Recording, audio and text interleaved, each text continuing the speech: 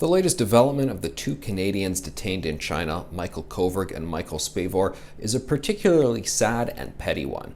We've learned that one of them has had his glasses taken away.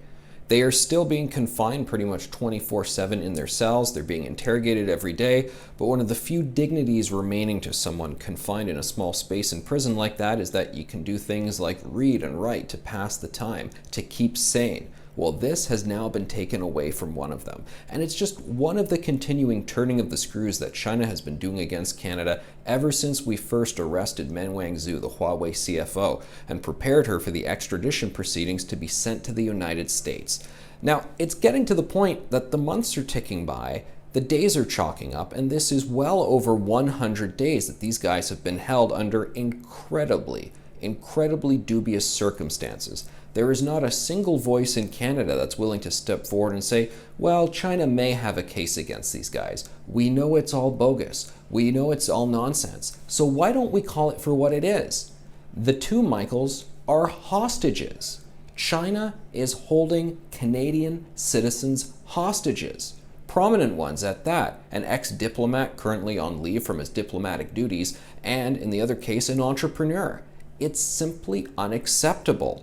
Why aren't we using this language? And why aren't Canadians getting riled up about it more? Well, because the government is leading us to believe that, well, this is an ongoing conversation, a dialogue. They accuse us of our canola being infested with pests, and we send negotiators. We say, oh, no, that's not the case.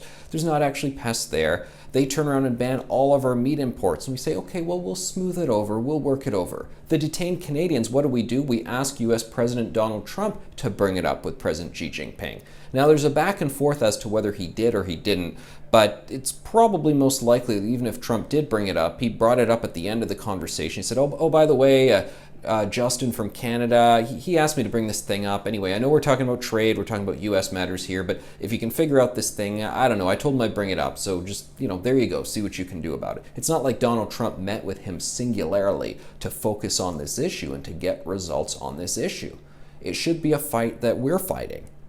And I use that term quite pointedly, fight. It's not a dialogue, it's not a mild-mannered conversation. I mean, China, they're using fighting words. They were laughing at us in a recent statement, calling us naive, saying we have so-called allies. Their former ambassador, Liu She, he accused us of all being white supremacists full of Western egotism.